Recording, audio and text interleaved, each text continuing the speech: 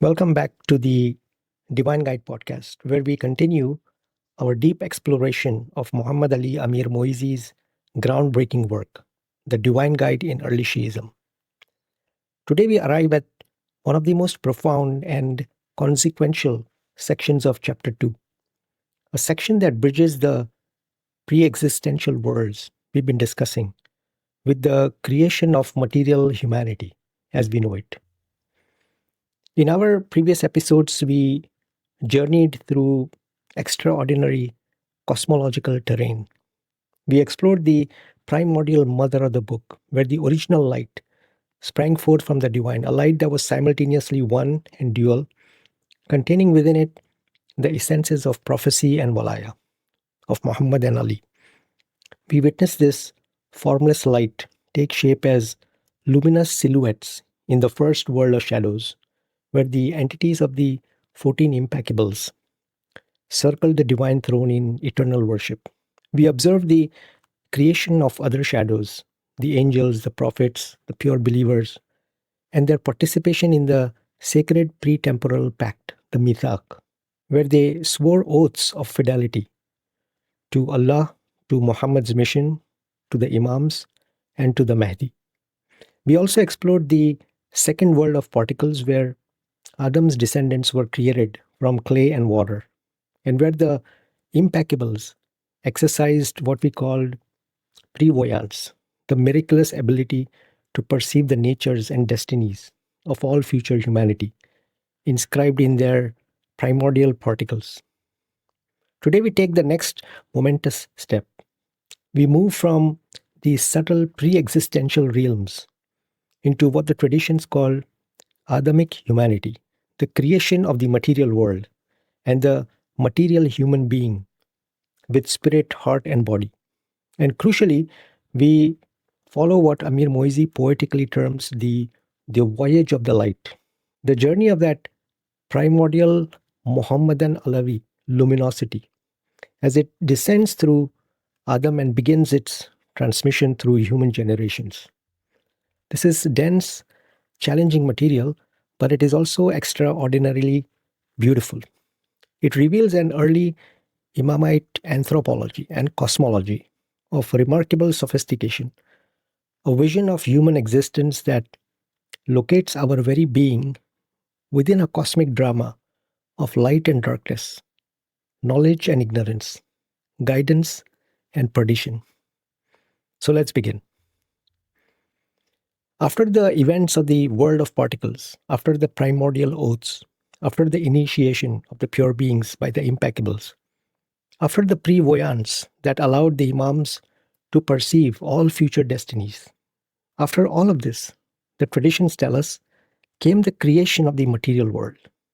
And within this material world, we encounter what the Hadith literature presents as a capital event, the creation of spirits, hearts, and bodies, the arwah, the qulub, and the abadan. Now, this tripartite division of the human constitution deserves our careful attention because it differs somewhat from the simple body-soul dualism that dominates much of later Islamic philosophy, influenced by perhaps Greek thought. In the early Imamite doctrine, as preserved in the Hadith collections, we find a more nuanced anthropology. The spirit, the ruh, is the animating, the knowing sense.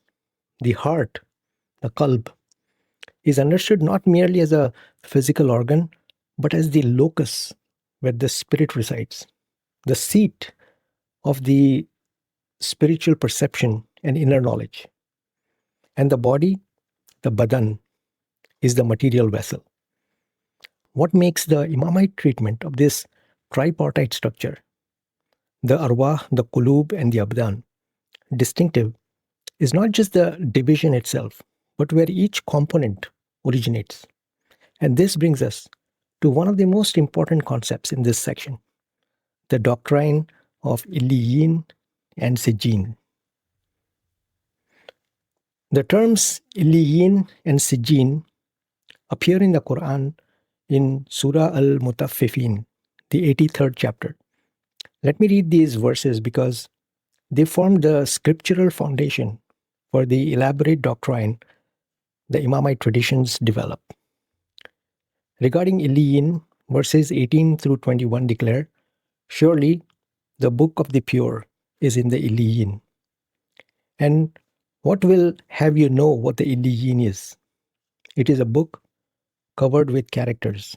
Those who are admitted into the proximity of God will see it." And regarding Sijjin, verses 7 through 9 state, "Surely the book of the impious is in the Sijjin. And what will have you know what the Sijjin is? It is a book covered with characters." Now, the Quranic commentators, both Sunni and Shia, have generally understood Illiyin as referring to one of the highest levels of paradise, while Sijjin denotes one of the lowest levels of hell. This makes linguistic sense.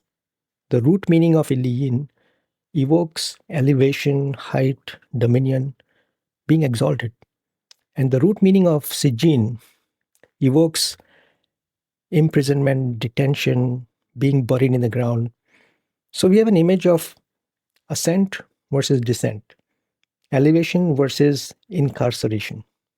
Some scholars have also noted that the Quranic text speaks of these as books, registers containing names. In this sense, Illiyun has been compared to the book of life in Judeo-Christian tradition. Those passages in Exodus, Daniel, the Psalms, Luke, and the Apocalypse, where the names of the righteous are inscribed in a heavenly register. But here is where the Imamite traditions take this Quranic vocabulary and develop it into something far more elaborate. In the Hadith literature, compiled by scholars like Al-Kulaini in Al-Kafi, Al-Barqi in Al-Mahasin, and others, Illiyin and Sijjin become not merely locations or registers, but sources of primordial clay, tina in Arabic, from which the components of human beings are actually created. And as Amir-Moezzi astutely observes, in early Imamism, a cosmic book could denote a metaphysical world. We saw this already with the Kitab, the mother of the book, which was the primordial place where the original light emerged. Similarly, Illiyin and Sijjin function simultaneously as cosmic locations, metaphysical registers, and sources of the very substance from which beings are fashioned. This is crucial to understand because it means that the Imamite doctrine isn't simply saying that the righteous go to paradise and the wicked go to hell after death. It's saying something far more fundamental. The righteous and the wicked are made of different stuff. Their very ontological constitution is different from the moment of their creation. Let me now walk you through the specific hierarchy that the traditions establish, because it is remarkably precise. At the apex, we have the 14 impeccables, the Prophet, Fatima, and the 12 Imams. Their spirits and hearts were created from a clay located above Illiyin. Note this carefully, not from Illiyin itself, but something from above it. This indicates a level of being that transcends even the highest created realm. Their bodies, however, were formed from the clay of Illiyin itself. So even the material component of the impeccables derives from the most exalted source in creation. Next, we have two groups who share the same ontological level. The faithful of the Imams, that is the Mu'minun, the initiated believers who have recognized the walaya of the Imams, and the prophets. The spirits and hearts of both these groups were formed from the clay of the body of the Imam. Let that sink in for a moment. The spiritual essence of the believers and the prophets derived from the same substance as the Imam's physical form. Their bodies, meanwhile, were formed from a clay located beneath Illiyin, still exalted, still pure, but a degree lower than the Imam's bodies. On the opposite side of the cosmic divide, we have the enemies of the Imams. Their spirits, hearts, and bodies were all formed from the clay of Sijjin, entirely from the lowest source. And the partisans of these enemies, their followers, had their spirits and hearts formed from Sijjin, while their bodies were formed from a clay located even below Sijjin. What we see here is a complete cosmological mapping where every component of every being is traced to a specific source in the hierarchy of creation. The impeccables transcend even Illiyin. The initiated believers and prophets are connected to Illiyin through the Imam, and the enemies and their followers are mired in Sijjin and below. Let me share with you one of the most remarkable traditions cited by Amir-Moezzi, attributed to Imam Jafar as-Sadiq, peace be upon him. In this hadith, the Imam replaces Illiyin with the throne, Al-Arsh, offering us another perspective on the same cosmological reality. The Imam says, God created us, that is, our entities, a light or our spirits, from the light of His majesty. Then He gave form to our creation from a well-guarded secret clay taken from under the throne. And He had our light inhabit our form. We are thus luminous human creatures. Nahnu khalqan wa basharan nuraniyin, endowed with that which God has not bestowed upon any other. He continues, and He created the spirits of our faithful from our clay, and their bodies from another, well-guarded and secret, but lower than ours. Other than our faithful and the prophets, God so endowed no other creatures. And then comes a statement that might strike some listeners as startling. It is for this reason that only we and they deserve to be called men, while the others are no more than gnats destined for the fires of hell. Now, this is strong language and it requires contextualization. What the Imam is articulating here is not ethnic chauvinism or arbitrary election. It is a cosmological doctrine rooted in the primordial choices made in the alam al-mīthāq, the world of the pact. Remember, the divisions between light and darkness, between Illiyin and Sijjin, trace back to those pre-existential oaths. The people of the right accepted the walaya, the sacred authority of the Imams. The people of the left refused. The ontological differences in creation reflect these primordial spiritual orientations. This is consistent with what we find in other hadith collections, in the Mahasin of Barqi, in the Basair al-Darajat of Safar, and throughout Kulaini's Al-Kafi, we find variations of this teaching. The creation from different clays is not arbitrary divine decree, but reflects the pre-existential acceptance or rejection of walaya. Now I want to highlight what Amir-Moezzi identifies as a point of profound significance, one that has major implications for understanding the spiritual status of the initiated believer in early Imamism. The traditions consistently place the faithful of the Imams and the prophets on the same ontological level. Both have their spirits and hearts created from the clay of the Imam's body. Both have their bodies created from clay beneath Illiyin, but still within the realm of the pure. This equality is not incidental. In our previous episodes, we discussed how in the first world of shadows, the pre-existential entities of the angels, prophets, and believers all took the same fourfold oath of fidelity: worship of God, loyalty to Muhammad's prophetic mission, loyalty to the Imams and their sacred cause, and recognition of the Mahdi. We also discussed how all three groups received primordial initiation from the impeccables into the secrets of unification and glorification, Tawheed and Tasbih. What this means, as Amir-Moezzi emphasizes, is that in Imamite tradition, those initiated into the esoteric dimension of religion have the same spiritual weight that the prophets do. In the cosmic battle between the armies of Aql and the armies of Jahl, that fundamental conflict we explored in chapter 1, the initiated believers stand alongside the prophets as soldiers of light. This teaching has profound implications.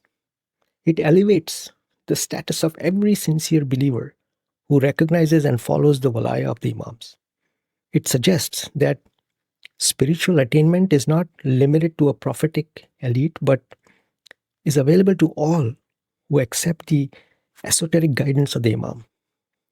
And it underscores the central importance of walaya, the sacred authority and guardianship of the Imam, as the distinguishing marker between those destined for salvation and those destined for perdition. This is a doctrine that the early scholars have always emphasized, and that finds robust support in the earliest hadith sources.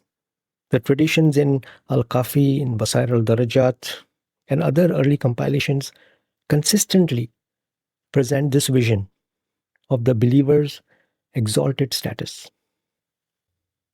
There is another detail in this material that Amir-Moezzi flags for special attention, and it concerns the relationship between the heart of the believer and the body of the Imam. Remember the structure? The spirits and hearts of the faithful were created from the clay of the Imam's body. This means there is what Amir-Moezzi calls consubstantiality, a shared substance between the believer's heart and the Imam's physical form. The heart of every initiated believer is, in a real ontological sense, made of the same stuff as the Imam's body. Why does this matter? Because, as Amir-Moezzi indicates, this cosmogonic doctrine provides the foundation for what he identifies as the most important spiritual practice in early Imamism, the practice of vision with the heart, or ruya bil qalb. This practice involves perceiving spiritual entities, including the Imam himself, through the heart rather than through the physical eyes. It is a form of visionary mysticism that is deeply attested in the early sources. And the doctrine of consubstantiality explains why it is possible. The believer's heart, being made from the Imam's clay, has an inherent connection to the Imam. It is, in a sense, already part of the Imam. Vision with the heart is thus not an external perception, but a kind of internal recognition, the heart knowing its own source. This is a teaching that deserves much more exploration, and Amir-Moezzi promises to return to it at length. For now, what's important is to recognize how cosmology and spiritual practice interlock in early Imamism. The elaborate doctrine of creation from different clays is not idle speculation. It has direct implications for how the believer relates to the Imam and experiences spiritual reality. Now we come to what gives this section its subtitle, The Voyage of the Light. After the creation of Adam and the material human race, the single and dual light of prophecy and the Imamate, also called the light of Muhammad and Ali, was placed by God into Adam. This is the beginning of the light's journey through human history. The primordial luminosity that emerged in the mother of the book, that took shape as silhouettes circling the divine throne, that was present in the pre-existential world of the shadows and particles. This light now enters the material world, deposited in the loins of the first human being. And this placement of the light in Adam, according to the traditions, is the reason God commanded the angels to prostrate before Adam. Listen to this remarkable hadith. Then God created Adam and deposited us in his loins and commanded the angels to prostrate themselves before him so that we might be glorified through Adam. Their prostration was the proof of their adoration of God and their respect and obedience toward Adam because of our presence in his loins. This is an extraordinary statement. The angelic prostration, that primordial act of honor that all the angels performed, except for Iblis, was not, according to this teaching, directed at Adam in himself. It was directed at Adam because he carried within him the light of Muhammad and the Imams. The angels were glorifying God by honoring the bearers of the light. And Iblis, his refusal was not merely pride at being asked to bow before a creature of clay. It was, in the deepest sense, a rejection of the light that Adam carried, a rejection of the walaya of the Imams that was present in Adam's loins. And this is why Iblis was forever damned. His haughty disobedience was at its root a rejection of the sacred cause of the Imam, rejection of the walaya. Let me step back now and reflect on what this material means for our understanding of early Imamism and why Amir-Moezzi's analysis is so valuable. What we have seen in this section is a comprehensive cosmological anthropology. Every human being is mapped onto a metaphysical hierarchy based on the source of their spirit, heart, and body. This hierarchy is not arbitrary, but reflects primordial spiritual orientations. The acceptance or rejection of walaya in the alam al-mīthāq, the world of the pact. The impeccables stand at the apex, their very substance, drawn from above the highest created realm. The initiated believers and prophets share in the Imam's substance, their hearts made from the same clay as the Imam's body, and the enemies and their followers are constituted from the lowest sources, cut off from the realm of light. This vision has several important implications. First, it demonstrates that walaya, the recognition of and loyalty to the Imam, is not merely a political or legal matter, but an ontological one. It is written into the very substance of created beings. This is why the traditions can speak of the faithful as sharing substance with the Imam, and the enemies as fundamentally different creatures. Second, it establishes the cosmic significance of the Imam. The Imam is not merely a religious leader or legal authority. The Imam is the ontological axis around which creation is organized. Third, it provides the foundation for spiritual practice. The consubstantiality of the believer's heart with the Imam's body enables the mystical connection between disciple and guide. The practice of vision with the heart is possible because there is an ontological bond linking every initiated heart to the Imam. And fourth, it elevates the status of the believer. To be a mu'min, a true believer who has recognized walaya, is to share the ontological level of the prophets. It is to be made of the same stuff as those who received divine revelation. This is an extraordinary dignity conferred on the faithful. As we conclude today's episode, let us recall the journey we have taken. We began with the creation of the material world and the capital event of the creation of spirits, hearts, and bodies. We explored the Quranic terms Illiyin and Sijjin and saw how Imamite tradition developed them into a comprehensive cosmological framework. We mapped the precise hierarchy of creation from the impeccables at the apex to the enemies in the lowest depths. We recognized the remarkable equality of believers and prophets and the consubstantiality of the believer's heart with the Imam's body. And we followed the light as it was deposited in Adam, beginning its voyage through human history, a voyage that would continue through the prophets and eventually manifest in the 14 impeccables. This is profound material that reveals the depth and sophistication of early Imamite doctrine. It shows us that Imamism is not merely a legal school or a political orientation, but a comprehensive worldview with cosmological, anthropological, and spiritual dimensions. In our next episode, we will continue following the voyage of the light as it passes through the prophets and approaches its ultimate manifestation in the Prophet Muhammad and the Imams of his household. We will explore how this light shaped human history and how it continues to guide the faithful toward their ultimate destiny. Until then, may the light of the Imams illuminate our hearts, and may we find in these teachings the guidance that our souls seek. Ma salam.